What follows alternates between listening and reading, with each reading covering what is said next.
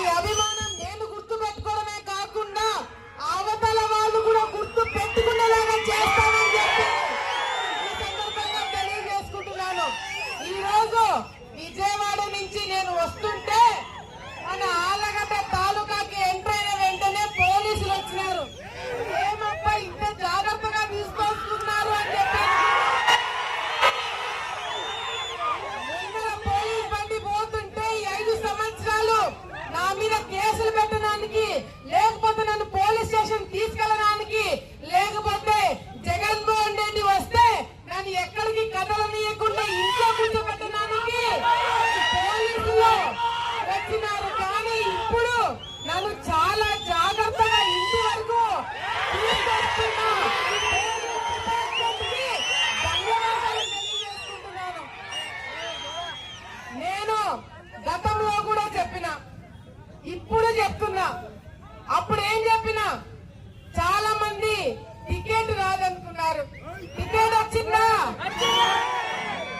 చాలా మంది ఎన్నికల్లో గెలవలేమనుకున్నారు.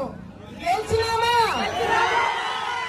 మరి ఈ రోజు ఆలగడ్డలో ఎప్పుడు లేని విధంగా మరి ప్రజలు బయటకు వచ్చి, కార్యకర్తలు బయటకు వచ్చి చాలా కసితో ఈ రోజు ఓట్లు వేస్తున్నారు.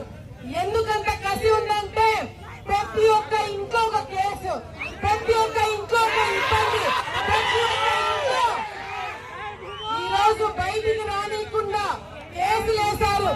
ఈ రోజు పాటలు పెట్టుకొని నా ముందే డాన్స్ వేసే వాళ్ళు ఎవరు తెలుసా? కేసులు పెట్టించుకొని